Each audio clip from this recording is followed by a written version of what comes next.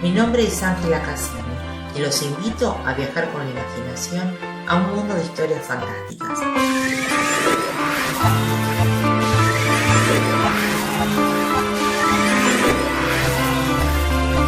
Esto es Memorias, porque hay historias que merecen ser contadas.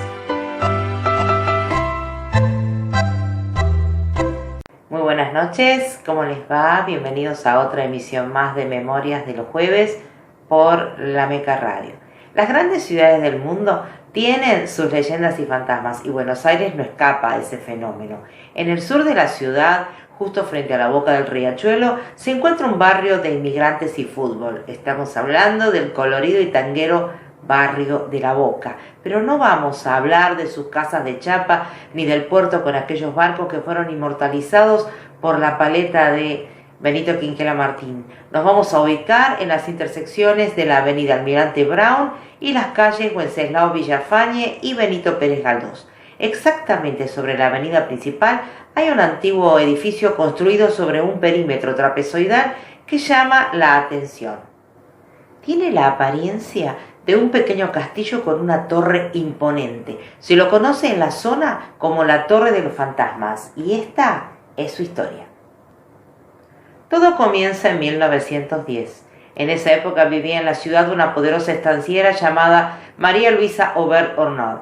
La señora, de ascendencia catalana, poseía grandes hectáreas de tierras en el campo, lo que le permitía tener una vida muy acomodada y por eso distribuía su tiempo entre su palacete en la ciudad de Buenos Aires y su estancia en Rauch. Era una mujer muy ambiciosa y gustaba acrecentar su fortuna haciendo negocios.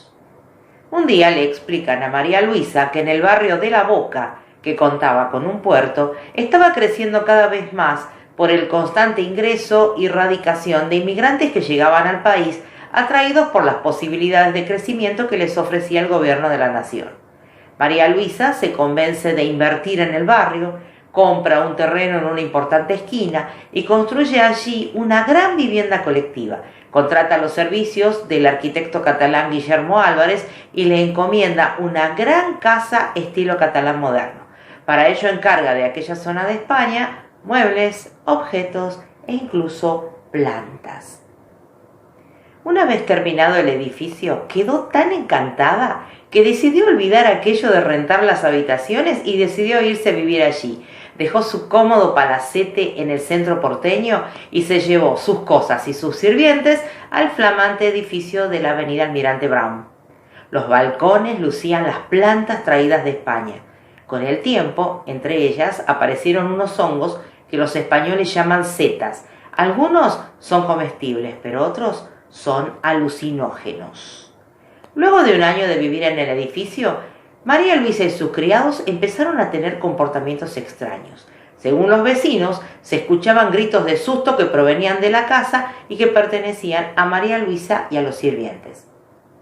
Finalmente, la gente coincidió en que un buen día María Luisa gritó categóricamente: «Me voy, a este lugar no lo piso más», y tanto ella como sus empleados se marcharon para siempre al campo de Rauch. El edificio quedó en manos de una inmobiliaria que lo vendió, lo dividió en departamentos y así se convirtió en una vivienda colectiva de alquiler. Y así la casa de la torre tuvo nuevos habitantes, todos inquilinos. Los nuevos habitantes eran en su mayoría inmigrantes, pero había algunos artistas. El último piso había sido rentado por Clementina, una pintora venida de Venado Tuerto que había armado allí en la torre su atelier. Esta Clementina era, según dicen, una mujer bella y alegre, muy apreciada en el barrio. Solía pintar largas horas y por las tardes tomaba café en el bar de enfrente. Su padre le pagaba los estudios de artes y le alquilaba el departamento. Como Clementina era muy sociable, organizaba encuentros en su casa. Un día, en una de esas reuniones, una periodista de nombre Eleonora quiso hacerle un reportaje. En algún momento subieron al atelier. Clementina se estaba haciendo conocida y la reportera tomaba fotos de las pinturas para ilustrar la nota. Según parece, los hechos extraños empezaron a suceder después de la entrevista. Una noche, los vecinos escucharon unos gritos tremendos que provenían de la torre. Cuando salieron a la calle, alcanzaron a ver cómo Clementina, extraviada, abría la ventana y se arrojaba al vacío, estrellándose en la vereda y muriendo instantáneamente. Días después, Eleonora, la reportera, recibe las fotografías que había mandado a revelar. Para su sorpresa, ve algo que la deja estupefacta. En una de las pinturas del artista, más exactamente en el cuadro que estaba terminando, aparecen 3 duendes. Estos gnomos no estaban cuando tomó la fotografía. Eleonora mira detenidamente las fotos y no tiene ninguna duda. Algo extraño está sucediendo en el atelier. La periodista comienza a investigar las causas del suicidio del artista. Indagando a los vecinos, se entera que la antigua propietaria había abandonado el lugar imprevistamente. Eleonora averigua que vive en Rauch, concerta una cita por teléfono y parte a ese poblado en tren. María Luisa le envía a la estación un auto con chofer para que la vaya a buscar. Mientras avanzan por el pueblo, Eleonora disfruta el paisaje. Finalmente llegan al casco de la estancia, una gran casa señorial estilo Tudor. En el jardín, sentada en un juego de sillas blancas, la espera la dueña de casa. Mientras toman el té, María Luisa le pregunta a Eleonora si creía en los duendes, a lo que ella dice que no. Entonces María Luisa le narra una antigua leyenda catalana, la cual le dice que en los bosques de los Pirineos viven los follets, pequeños duendes que viven en las setas. Aquí María Luisa le va a contar a Eleonora una historia impresionante. Le dice que mientras ella y sus criados vivían en la casa, convivían con los duendes y estos colaboraban con la servidumbre.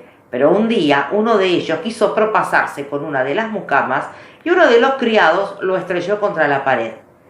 A partir de ese momento, la vida de todos en la casa se convirtió en un infierno. Fue cuando María Luisa decidió deshacerse del edificio. Nunca había contado esto a nadie porque, consciente de su reputación como empresaria, no quiso arriesgarse y ser tratada de loca. Eleonora se retira del lugar y con el tiempo abandona la investigación, previo juramento ante María Luisa de no contar el testimonio a nadie. Con el tiempo, el imaginario popular hizo lo suyo. Lo cierto es que en la actualidad los habitantes del edificio dicen escuchar por las noches los pasos en la torre y atribuyen a Clementina. También denuncian que desaparecen objetos y que los encuentran años después en otro lugar.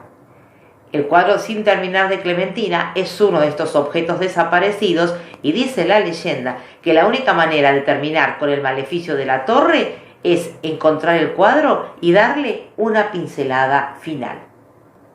Una pintora que muere trágicamente, un cuadro eternamente inconcluso, una mansión extraña y duendes que vienen de los bosques pirineos. Y esto es Memorias, porque hay historias que merecen ser contadas.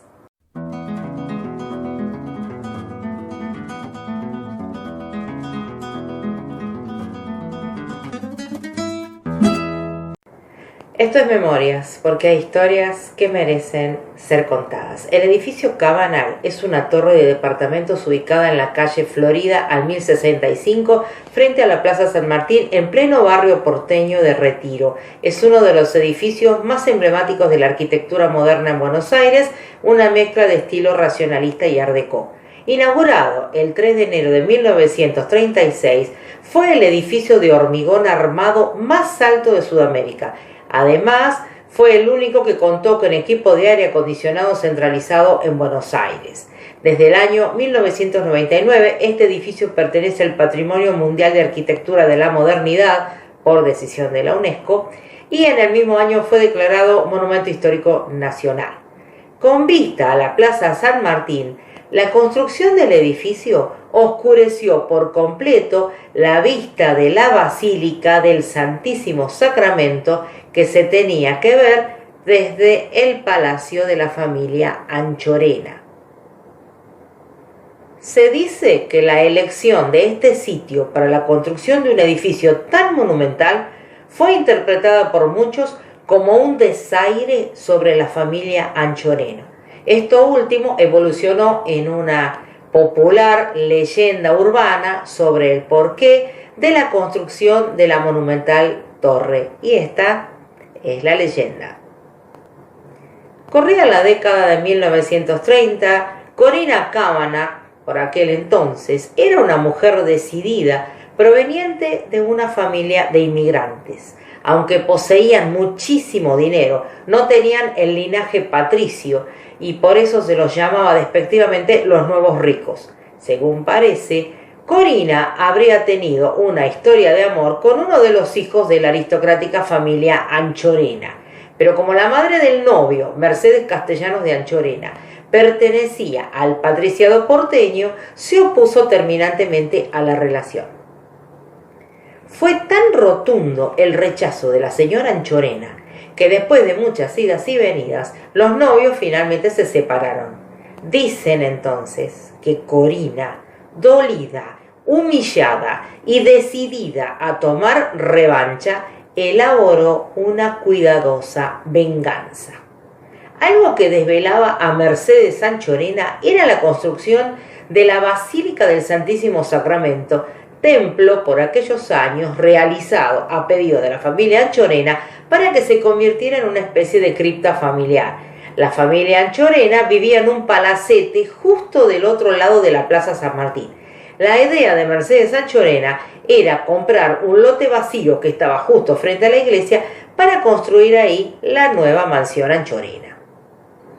La parroquia quedaría así anexada, funcionando como una extensión de su propio palacio. Dispuesta a golpear donde más duele, Corina Kavanagh compró el terreno que pretendía adquirir Mercedes Anchorena. Ordenó al estudio de los arquitectos Sánchez, Lagos y de la Torre la construcción de un gran edificio con una única intención: tapar completamente la visual de la iglesia de los Anchorena desde distintos ángulos, pero sobre todo desde los ventanales de la mansión de los Anchorena. Para lograr su cometido, dicen que Corina tuvo que vender 3 estancias que poseía en Venado Tuerto.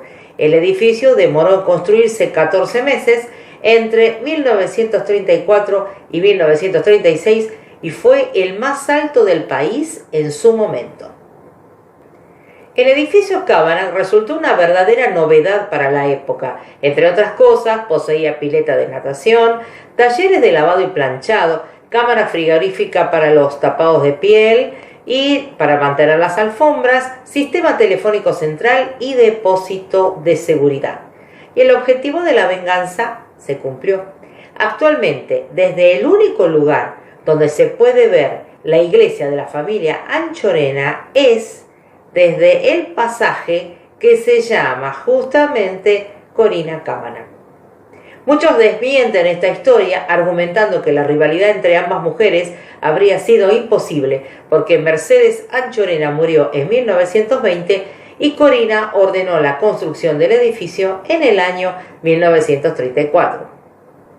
Sin embargo, a falta de certezas, nadie entiende por qué, en realidad, Corina construyó un edificio tan emblemático en este lugar. A falta de certezas, más lindos son los mitos. Esto es Memorias, porque hay historias que merecen ser contadas.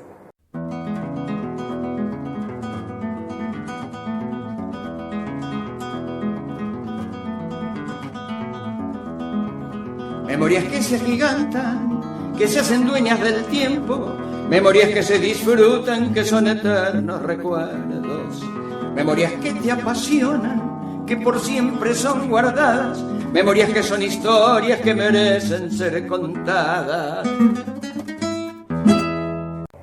Buenos Aires está llena de misterios. Uno camina por sus calles y sus barrios y no sabe realmente la historia que encierra una cuadra en particular, la esquina de un bar, una casa. En la calle Riobamba 144 hay una casona antigua que podría pasar inadvertida si no fuera porque tiene una gran palmera centenaria en el frente.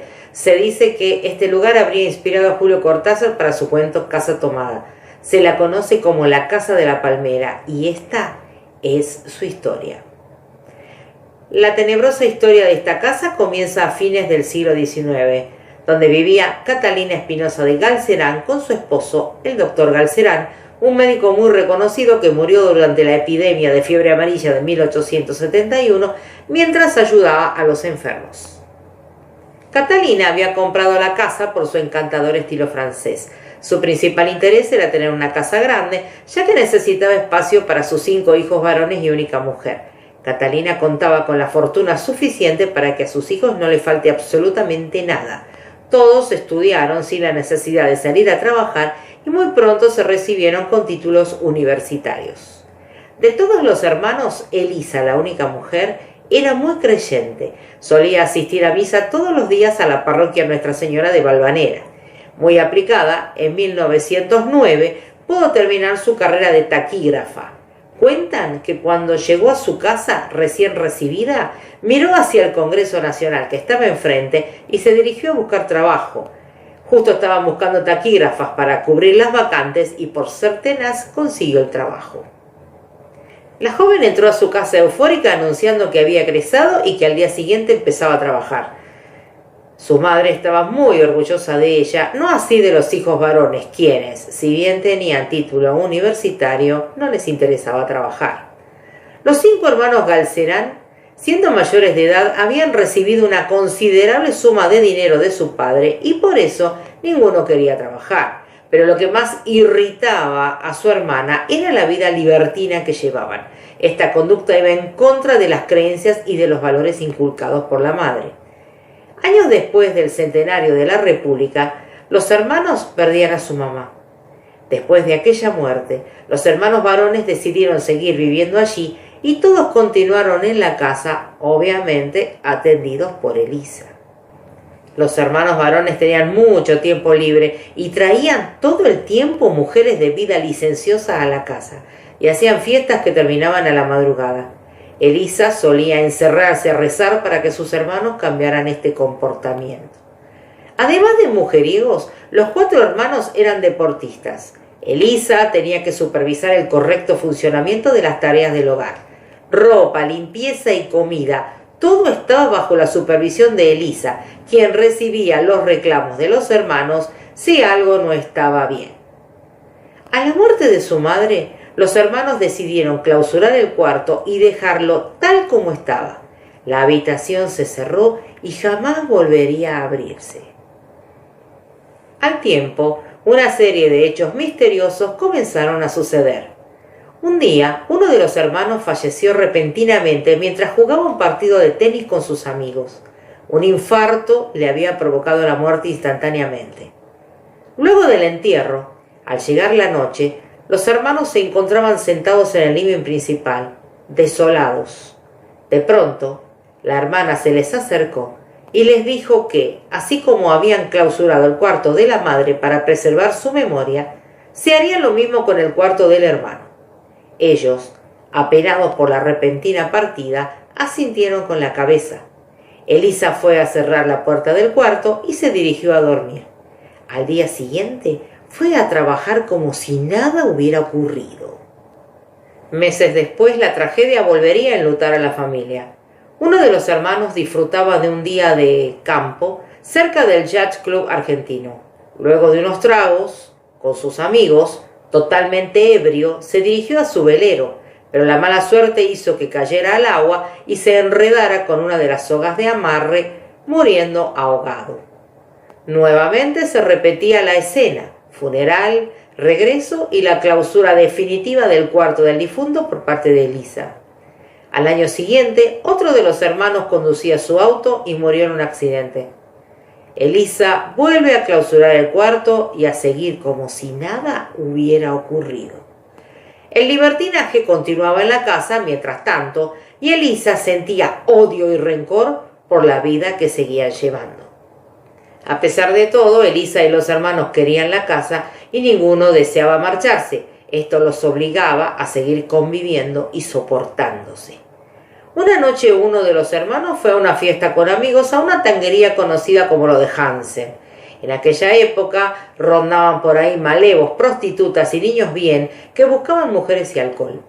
Estando ebrio, el hermano de Elisa se enfrentó por culpa de una mujer con uno de los malevos más peligrosos del lugar. En la pelea un cuchillo le atravesó el estómago y le provocó la muerte. El único hermano que quedaba vivía con Elisa, era médico y por las noches solía tener sus aventuras con una de las mucamas de la casa. Los cuartos de las sirvientas quedaban en la planta baja, justo detrás de la cocina. Por las noches, cuando todos dormían, él acostumbraba a bajar para ir a la habitación de ella. Elisa sabía muy bien todo lo que pasaba en la casa, y esto despertaba su ira, pero tenía que reprimir su enojo. La noche siguiente al entierro del hermano asesinado, en un clima de frío invierno, Elisa y el médico tuvieron una tremenda discusión. El médico le recriminó a Elisa su frialdad y hasta le sugirió que ella tendría algo que ver con la muerte de los hermanos. Entonces Elisa, después de escucharlo, le dijo todo lo que sentía. Elisa le dijo que era una estupidez pensar que ella tenía que ver con todos estos hechos, pero le recriminó que se habían alejado de Dios y si murieron era porque se lo merecían. Tarde o temprano, decía Elisa, iban a rendir cuentas ante el Señor. El médico, mientras tanto, no podía creer lo que estaba oyendo. Le dijo que era una mala hija, que la frialdad que tenía la hacía una mala persona y que por ello siempre estuvo y estará sola. Nunca un hombre se iba a fijar en una persona con tanto resentimiento. Luego de la discusión, el hombre subió a su habitación y se encerró dando un portazo. A la mañana siguiente, Elisa ingresaba a la comisaría del barrio para hacer una denuncia, decir que su hermano yacía muerto en el cuarto de la mucama. Luego de la denuncia, la policía encontró en la casa al médico y a la mucama desnudos en la cama de ella. Lo que sí les llamó la atención fue encontrar un brasero en la habitación. Si bien en aquella época era común calentar los ambientes con braseros, dormir con uno de ellos en la habitación era un peligro. Un hombre como el doctor Galceran debía saber que un brasero en el dormitorio podía ocasionarle la muerte por falta de oxígeno. Por este motivo, todas las sospechas recayeron sobre Elisa, sobre todo cuando las empleadas contaron los gritos de la discusión que habían oído la noche anterior. La policía no encontró ninguna prueba para culparla directamente y por ese motivo la investigación se cerró. Elisa echó a las empleadas que habían hablado mal de ella y empezó a vivir sola. Por muchos años, cada mañana iba al trabajo, luego al regresar hacía las compras para después encerrarse en su casa. Durante 40 años, Elisa siguió haciendo la misma vida de siempre. Si un día faltaba a misa, la llamaban por teléfono para confirmar si estaba bien. Pero hubo un día que no asistió a misa y tampoco atendió el teléfono. Entonces el párroco decidió ir a visitarla con un feligrés que era médico. Al ingresar a la casa, el cuadro era espeluznante. Todo estaba oscuro y no funcionaban las luces. Notaron abierta la puerta que iba al sótano y se dirigieron allí. Un tragaluz iluminaba el lugar, amueblado como un dormitorio, y en la cama yacía Elisa sin pulso. La policía notó que había armado la habitación allí. Decidieron subir y examinar la casa. Las escaleras que llevaban a los cuartos clausurados estaban llenas de polvo y telarañas. La habitación de la madre y de los hermanos estaban intactas, pero muy sucias por el paso del tiempo. Pero la habitación de Elisa estaba completamente vacía. Lo que más llamó la atención era la capa de polvo que cubría todos los pisos. No existían huellas.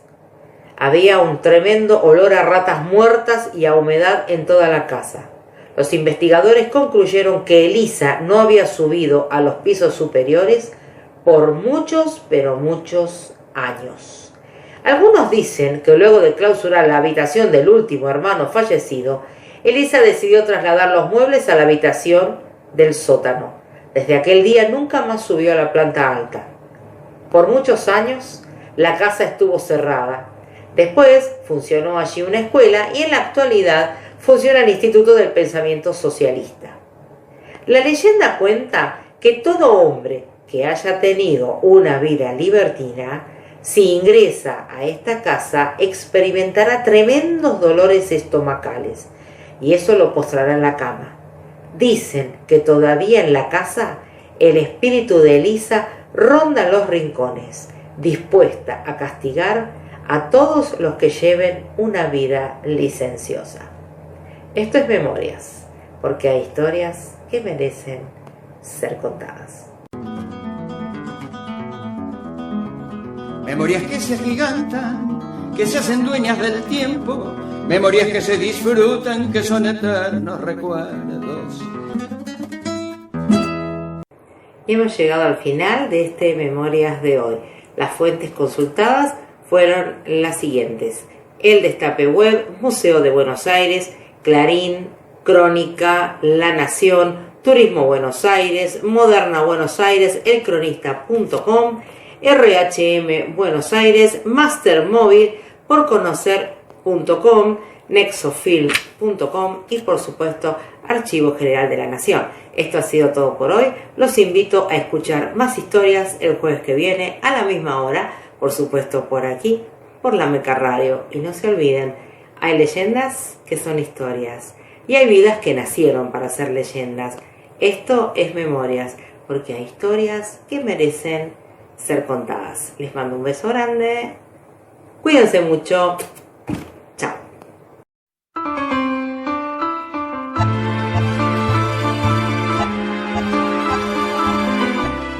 Mi nombre es Ángela Casiano y los invito a viajar con la imaginación a un mundo de historias fantásticas.